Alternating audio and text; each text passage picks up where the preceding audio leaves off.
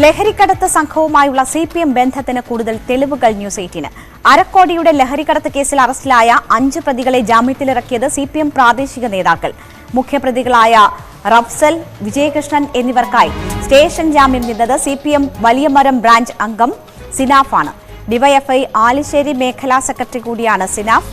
ഇജാസ് ഉൾപ്പെടെയുള്ളവർക്ക് ജാമ്യം നിന്നത് ആലപ്പുഴയിലെ ഡിവൈഎഫ്ഐയുടെ സജീവ പ്രവർത്തകരായ ബിലാൽ, നിയാസ്, ഷഹനാസ് എന്നിവരാണ്. ശരണ്യ സ്നേഹജൻ വിവരങ്ങളുമായി ചേരുന്നു. ശരണ്യ, ഇപ്പോൾ തന്നെ ലഹരിക്കടത്ത് വിഷയത്തിൽ സിപിഎം പ്രതിരോധത്തിലാണ്. സജി ചെറിയാന്റെ പരാമർശം വിവാദമായിരിക്കുന്ന ഒരു സാഹചര്യമുണ്ട്. ഒപ്പം വിഭാഗീയതയും ഇതുമായി ബന്ധപ്പെട്ട് രണ്ട് പക്ഷമായി പാർട്ടിയിൽ തന്നെ ആളുകൾ നിലയുറപ്പിക്കുന്ന ഒരു സാഹചര്യമാണ്.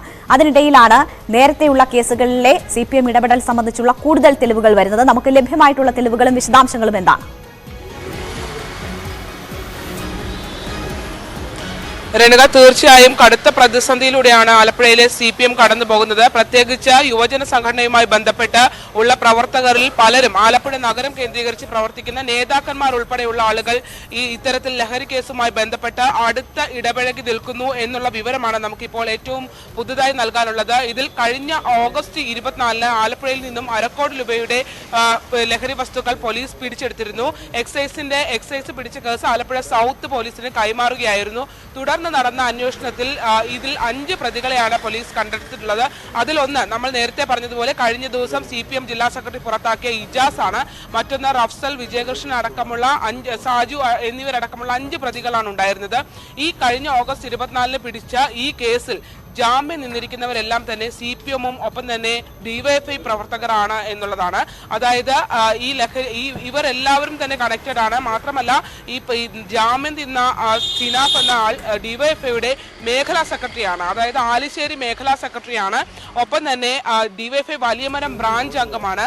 ഈ ഷാനവാസിനൊപ്പം കഴിഞ്ഞ ദിവസം പുറത്തു വന്ന ദൃശ്യങ്ങളിൽ, കേക്ക് മുറിക്കുന്ന ദൃശ്യങ്ങളിൽ ആ ആഘോഷത്തിലും ഇവരെല്ലാവരും ഉണ്ട്. അതായത് ഈ പ്രതിയായ ഇജാസ് ഉണ്ട്, ഒപ്പം തന്നെ ജാമ്യം സിനാഫ് ഉണ്ട്, ബാക്കിയുള്ള ഈ മറ്റ് പ്രതികൾ, ഈ കേസിലെ മറ്റ് പ്രതികൾ ഉൾപ്പെടെ ഉണ്ട് എന്നുള്ളതാണ്. അതായത് ഇവരെല്ലാവരും കണക്റ്റഡ് ആണ് എന്നുള്ളതാണ് ഏറ്റവും പ്രധാനപ്പെട്ട കാര്യം. ഇവർക്ക് വേണ്ടി ഷാനവാസ് ഉൾപ്പെടെയുള്ള ആളുകൾ ഇടപെട്ടിരുന്നു. മാത്രമല്ല ജാമ്യം നിൽക്കാനായി ഉപയോഗിച്ചത് സിപിഎം ബ്രാഞ്ച് അംഗത്തെയാണ്. ഒപ്പം തന്നെ ഡിവൈഎഫ്ഐയുടെ മേഖലാ സെക്രട്ടറി, ആലിശ്ശേരി മേഖലാ സെക്രട്ടറി കൂടിയായ സിനാഫിനെയാണ് എന്നുള്ളതാണ്. ഇവരൊക്കെയാണ് പകല് സംഘടന പറഞ്ഞ പ്രവർത്തകർക്കിടയിലേക്ക് ഇറങ്ങുകയും യുവജനങ്ങൾക്കിടയിലേക്ക് ഇറങ്ങുകയും ഒപ്പം വൈകുന്നേരങ്ങളിൽ അല്ലെങ്കിൽ ഇരുട്ടിന്റെ മറവിൽ ഇത്തരത്തിൽ ലഹരി കടത്തിന് കൂട്ടുനിൽക്കുകയും ചെയ്യുന്നു എന്നുള്ളതാണ്. ഈ സംഭവം നടന്ന കഴിഞ്ഞ ഓഗസ്റ്റ് 24-ന് പിടിച്ച ഈ സംഭവം നടന്നതിന് ശേഷം ഇത്രയും നാളായിട്ടും ഇവരൊക്കെ ഈ ഭാരവാഹിത്വത്തിൽ തുടരുന്നു. ഒപ്പം തന്നെ ആലപ്പുഴ നഗരത്തിലെ പാർട്ടി പ്രവർത്തകർക്കും സിപിഎം നേതൃത്വത്തിനും അറിയാം ഇവർക്കൊക്കെ ഇതിൽ പങ്കുണ്ടെന്ന്. പക്ഷേ വാർത്തകൾ പുറത്തു വരുമ്പോൾ മാത്രം നമുക്കറിയാം. ഇജാസിനെ സംബന്ധിച്ച് സിപിഎം ജില്ലാ സെക്രട്ടറി പറഞ്ഞത് താൻ ഇങ്ങനെ ഒരു കാര്യം അറിയാതെ പോയി. അതായത് ഒരു പാർട്ടി അംഗം ലഹരിക്കടത്ത് കേസിൽ ഇതിനു മുൻപും പ്രതിയായിട്ടുണ്ട് എന്നുള്ളത് അറിയാതെ പോയി. അതുകൊണ്ട് ഈ കേസിൽ കൂടി ഉൾപ്പെട്ട ഇജാസിനെ പുറത്താക്കുന്നു. വളരെ നിസ്സാരമായി പറഞ്ഞൊഴിയാൻ ജില്ലാ സെക്രട്ടറിക്ക് കഴിയുന്നു. പക്ഷേ സംഘടനാപരമായി അത് വലിയ തെറ്റാണ്. കാരണം ഒരു ബ്രാഞ്ച് അംഗമാണെങ്കിൽ പോലും ആ കമ്മിറ്റിയിൽ ഉൾപ്പെട്ട ഒരാൾ അത്തരത്തിൽ പിടിക്കപ്പെടുകയാണെങ്കിൽ തീർച്ചയായും അത് മുകളിലേക്ക് റിപ്പോർട്ട് ചെയ്യപ്പെടേണ്ടതുണ്ട്. അതിന് local committee Ijas Thumboli local committee കീഴിലാണ്. തുമ്പോളി ലോക്കൽ കമ്മിറ്റിയിൽ അത് റിപ്പോർട്ട് ചെയ്യപ്പെടുകയും അതിൽ സംഘടനാ നടപടി എടുത്ത് അത് നേതൃത്വത്തെ അറിയിക്കുകയും ചെയ്യേണ്ടതാണ്. പക്ഷേ അത് തുമ്പോളി ലോക്കൽ കമ്മിറ്റി മുക്കുകയാണ് ചെയ്തത്. ആ വിഷയത്തിനകത്ത് ചർച്ച ഉണ്ടായി, അത് പുറത്താക്കണമെന്നുള്ള നടപടി എടുക്കുകയും പിന്നീട് നേതൃത്വം, പ്രത്യേകിച്ച് തുമ്പോളി അടക്കമുള്ള ആലപ്പുഴ നോർത്ത് ഏരിയ കമ്മിറ്റിയുടെ കീഴിലാണ് വരുന്നത്. ആലപ്പുഴ നോർത്ത് ഏരിയ കമ്മിറ്റി കൊണ്ടുപോകുന്നത് ഷാനവാസ് അടക്കമുള്ള ആളുകളാണ്. അതുകൊണ്ട് തന്നെ തുമ്പോളി അടക്കമുള്ള ലോക്കൽ കമ്മിറ്റികൾ ഷാനവാസിനൊക്കെ കൃത്യമായ സ്വാധീനമുള്ള ഇടമാണ്. അതുകൊണ്ടാണ് ഇജാസ് ഉൾപ്പെടെയുള്ള ആളുകൾക്കെതിരെ സംഘടനാ നടപടി വന്ന ഘട്ടത്തിൽ അത് ഒതുക്കുകയും ചെയ്തിട്ടുള്ളത്.